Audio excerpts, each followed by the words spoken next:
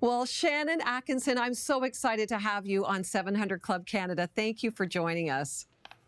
Thank you so much for having me. Well, Shannon, you're a blogger, and I followed your blog for years, Homemade Lovely, and now you're the author of this beautiful book, Homemade Lovely. Tell us a little bit about your faith journey and why you originally started that blog. Um, my husband and I actually both grew up in the same church years and years ago that was very Old Testament law based and left when we were teenagers. Actually got married as non-believers, and then when our oldest was little, decided that he needed a faith compass. Pretty sure that was the Holy Spirit nudging.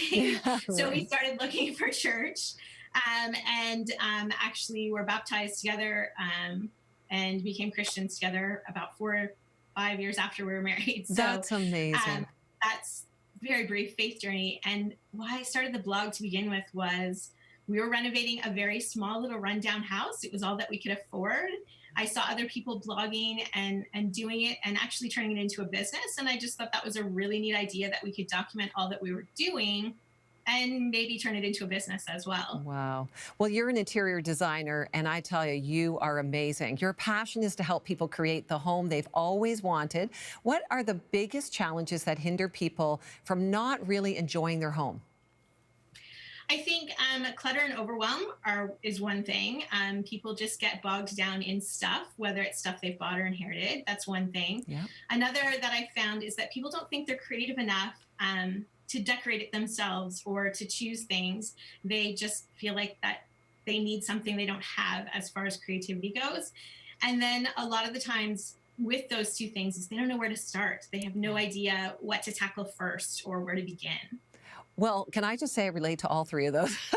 the, cl- the clutter, Totally the fair. A lot of overwhelm, people. right? That's why I have friends like you, Shannon. When you wrote your book and I started following your blog, this is absolutely amazing. I mean, the pictures, the photos in it, it's so practical, it's rich. What's the main message in your book that you want every reader to come away with? I think that we can simultaneously be thankful for the home that God's given us in whatever season we're in or wherever that is, whatever home that is, and also make small changes and improvements as your time and your budget kind of allow over time. So both of those things together. You know, that's what I love about this book because it's very doable and it's not about having the HGTV home or, it's whatever we have. I love your whole take on being content and working Mhm. with what God has given you. Really, you're talking about being a good steward, aren't you? Absolutely, yes, for Yeah. sure. Well, it's not only one of the nicest home decorating books I've seen. It sits on my coffee table and everyone that sees it enjoys it. But it starts with doing a house blessing and dedicating your home to God. I just thought that was amazing, Shannon. This is beyond just house decor. Why is it so important and what does a house blessing look like? So a house blessing is so important because we're obviously as Christians we deal with things that are not just physical and seen, and so to do that, to clear out and shut down and shut out anything that's not of God in your house as well as your life is really really important. That your home is where you live, where you spend your time, where you sleep, where you raise your kids, all those things. And so deciding who it needs to be for and then getting rid of the things that aren't of God is really important to that. So it looks like going through room by room, starting in the basement and working your way up through the house and just um, identifying what's there and getting rid of it and praying over it and just really blessing your home to God and his purposes in your life because you spend a lot of time there and so does your family. So it's really important. Well, you know, Shannon, I never heard of doing a home blessing or praying through your house until our family hit very troubled waters, and you know of our story.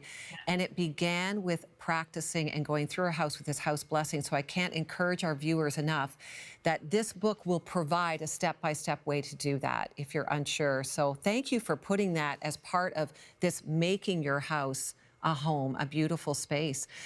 The book is full of step-by-step instructions. Thank you, yay, and ideas, making it easy for people like me, and ideas on how to decorate and utilize design tips and pick colors and even determine your style, very cool. But you take people through a 3-step decorating process. I've found it to be super helpful, Shannon. Can you walk our viewers through that process? Sure. Of course, people find it really, everyone finds it easy to follow step by step versus just a big list of things. And so the three-step decorating process is to define what your style is so that you have sort of, I guess, bumpers or guide rails to sort of hold in your style. Because you could go and you could see all sorts of things, but it doesn't mean that it's necessarily going to go with your style, even if you love it. I mean, there are exceptions to that, but so finding your style is the first one. The second one is creating a plan. So that uses um, your style, but also planning out the color, planning out the layout of the rooms, like the furniture and things like that. Yeah. And then the third step is to decorate one room at a time as your time and budget will allow. So you have your plan, you have your style, you have your colors laid out.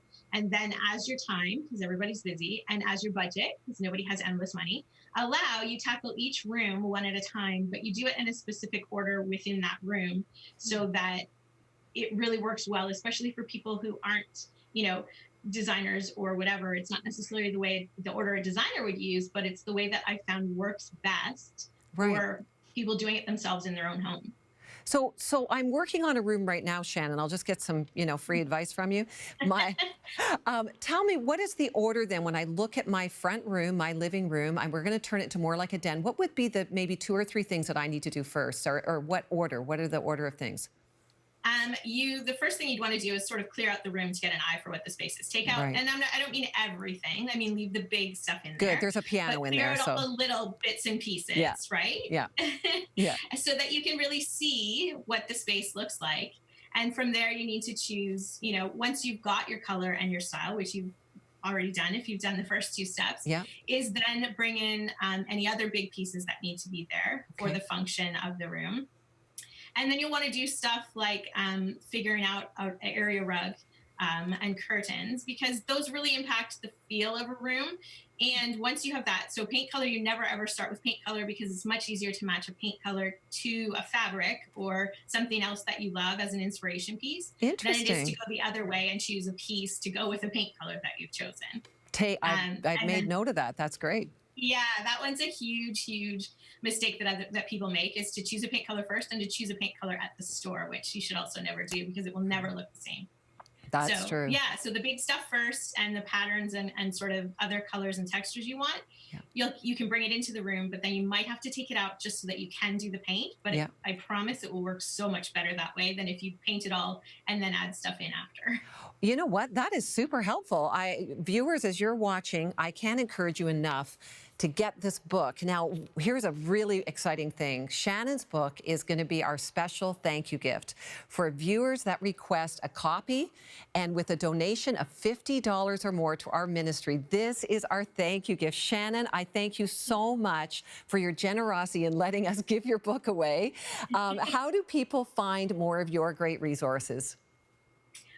The easiest place is homemadelovely.com. It's got links to the book, the blog posts, everything, and in the New Year podcast too. So it's all at homemadelovely.com. Well, we're going to be hearing more from Shannon this month because she's going to be giving us tips throughout the month. And again, if you want a copy of this book, give a gift of $50 or more to our ministry, and we would be pleased to send it to you. It's a beautiful hardcover book that you will love. Thank you so much, Shannon. Appreciate you. Thank you. And now this is how Bert defied the odds after a near-fatal accident.